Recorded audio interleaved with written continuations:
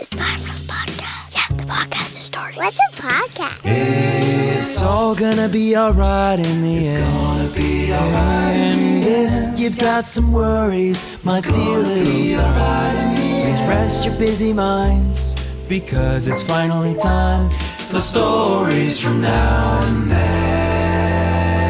Hey kids, welcome back to Stories from Now and Then. My name's Captain Blunderface, and I'm here with Deprecatus in the sports section of the old library, which is really inspiring me to, get on my rowing machine more this year. A captain's got to stay active and fit if he's going to spend all this time in a library, right? No, I don't mean to help me sit in the library. I mean, that's to balance out all the sitting. Yes, you're right. You probably are a lot more athletic than me. Cats are very natural athletes. Hey, do you want to compete in the Cat Olympics? I would be thrilled to take you to practice. What do you think? I knew you'd say that. And I disagree. It's not just for dogs. Cats can listen. Cats could learn tricks. They could respond to commands just like dogs, can't they? You're too sophisticated. We've heard that one before. Well, the offer still stands. You will get treats if you learn how to shake a paw or roll over. We think cats are missing out on a lot of fun here, okay? Well, before we cartwheel into today's true story, we have a shout out for Owen in Halifax, Nova Scotia. Owen loves to cook porridge in the mornings and enjoys costume dance parties. Sounds like a great time. Owen, this story is for you. Oh, looks like we just got a message from our sponsor. Today's episode is sponsored by Guest Getter. They help restaurants bring in guests and keep them coming back, which is great because I personally forget where I like to eat unless someone reminds me. Guest Getter helps restaurants do that, but on purpose. Check them out at guestgetter.co. And with that, we'll pass it off to the amazing Nicola for today's story. This week, we've got a story about a real live person. A person perhaps you've already heard of. But even if you haven't, it's all right. You'll get the full story right here, right now.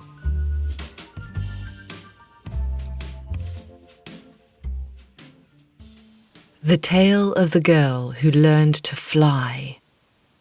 Once upon a time, in the city of Columbus, Ohio, a baby girl was born. Her name was Simone Biles.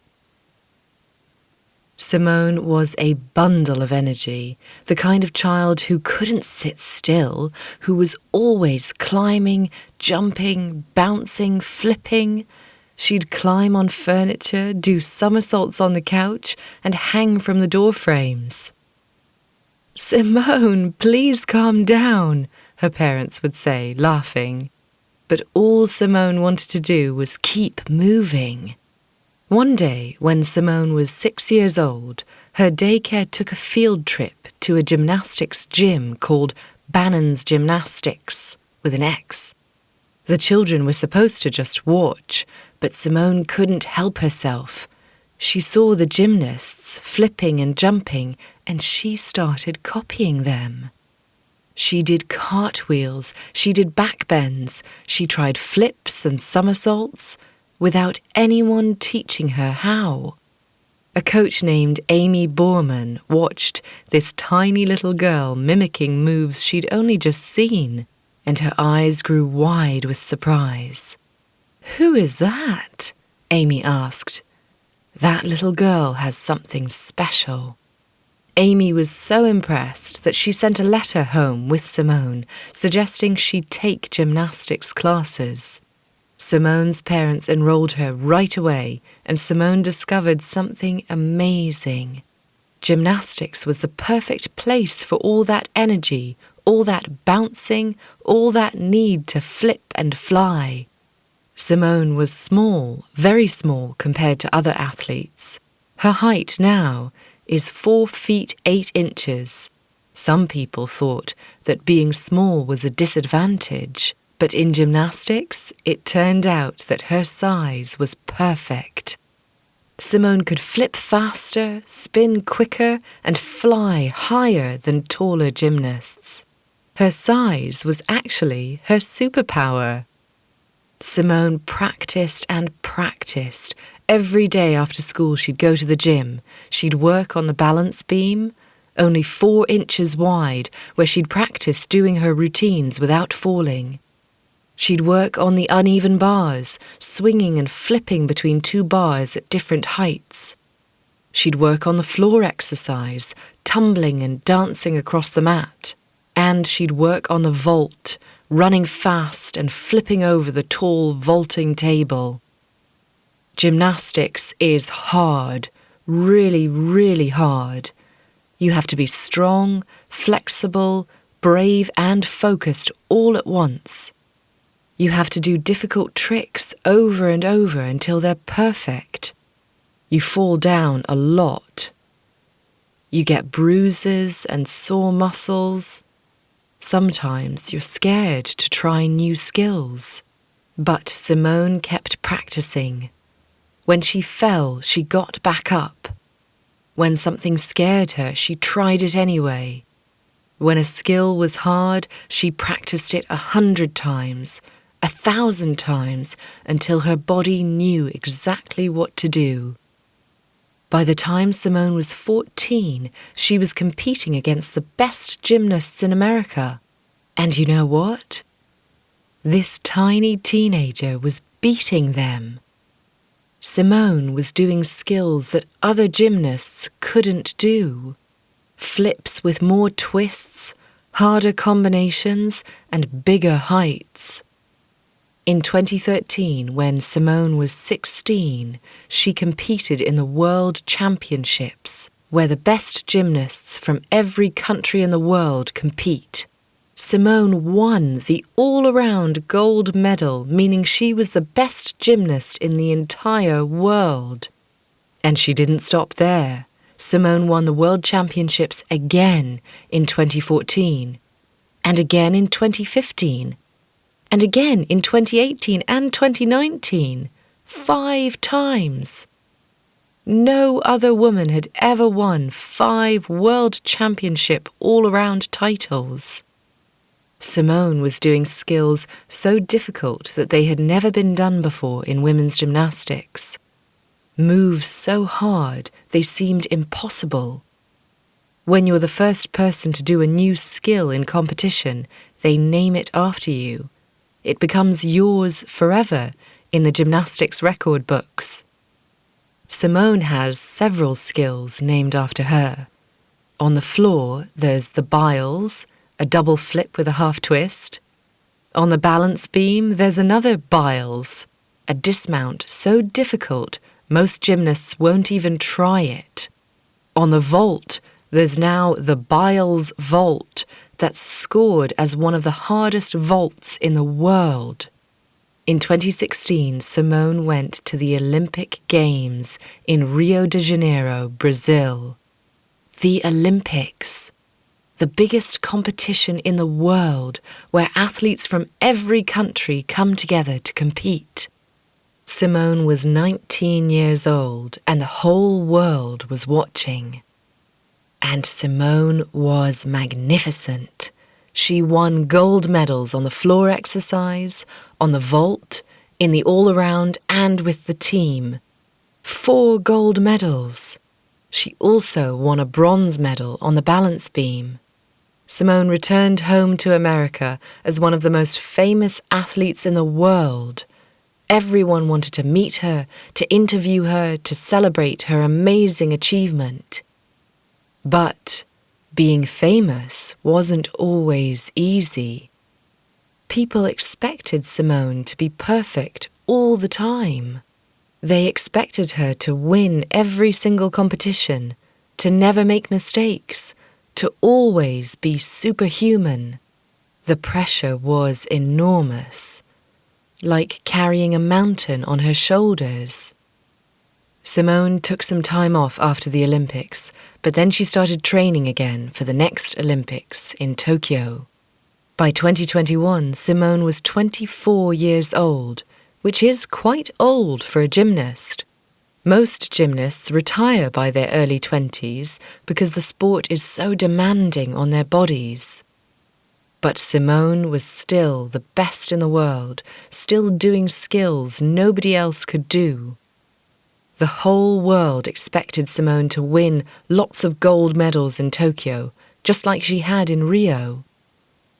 But then something happened that surprised everyone. During the team competition in Tokyo, Simone was supposed to do a vault, one of her best events. She ran down the runway, jumped onto the springboard, and started to flip. But something went wrong. Simone got what gymnasts call the twisties. Something that happens when your mind and body feel disconnected in the air, and suddenly you don't know where you are or how to land safely. Simone landed the vault, but she knew something was very wrong. If she kept competing while she had the twisties, she could get badly hurt. She could break her neck or her back by landing wrong. So Simone made a very brave decision. She withdrew from most of the competition she had worked so hard for. Some people understood. They praised Simone for being brave enough to say, "I'm not okay right now. I need to take care of myself." But some people were angry. They said Simone was quitting, giving up, letting her team down. That wasn't true at all, though. Simone was actually protecting her team. If she'd competed while she had the twisties, she might have fallen and gotten hurt and scored very low, which would have hurt the team's chances. By stepping aside, she let her teammates compete, and they won a silver medal. Towards the end of the Olympics, she felt safe enough to compete in one event, the balance beam, where she won a bronze medal. That bronze medal might have been Simone's bravest accomplishment because she earned it while struggling, while scared, while the whole world was watching and judging. Simone taught the world an important lesson, that taking care of yourself isn't quitting. Knowing your limits isn't weakness. After the Tokyo Olympics, many people wondered, would Simone retire? She'd proven she was the greatest so many times. She'd won more medals than anyone. Surely she was done. But Simone wasn't quite ready to stop. She loved gymnastics too much. In 2023, when Simone was 26 years old, she returned to competition. She won the US Championships again. Then she won the World Championships yet again, proving she was still the best in the world. And in 2024, Simone went to her third Olympic Games in Paris. At 27 years old, she was the oldest American woman gymnast to compete in the Olympics in decades. Simone won gold medals in the team event, the all-around, and the vault. She won a silver medal on the floor exercise. She came back stronger than ever.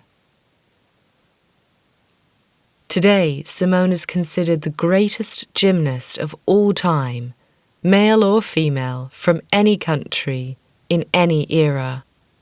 She has more world championship and Olympic medals than any other gymnast in history, and she's changed what people think is possible in gymnastics. She's an inspiration to us all, for her hard work, for her pushing the limits of what's possible in gymnastics, and also for her courage to take care of herself. Have you ever felt your body telling you to take a break or take a rest? Sometimes it's really good to listen to that and let your body just have a break. When Simone Biles decided to take a break from the Olympic competition, she set a really good example of looking after your body. So the next time you're doing somersaults or cartwheels and you start feeling dizzy, make sure you take a break, catch your breath, and let your body rest before you start again. Thank you, Nicola, for that inspiring and incredible true story. I think Deprecatus started to be inspired to maybe join the Cat Olympics one day, but we'll have to ask him after his nap. Remember, if you'd like to get a shout out on our show, we'd love to hear from you on Instagram at Stories From Now and Then. Just send us a message or have your parents send us a message. But you could get a shout out in a future episode. Stories From Now and Then is narrated by Nicola Ward, music by Captain Blunderface, and Captain Blunderface played by Evan Wiebe. We'll see you all here next week. Whoa, my voice cracked. On Stories from Now and Then.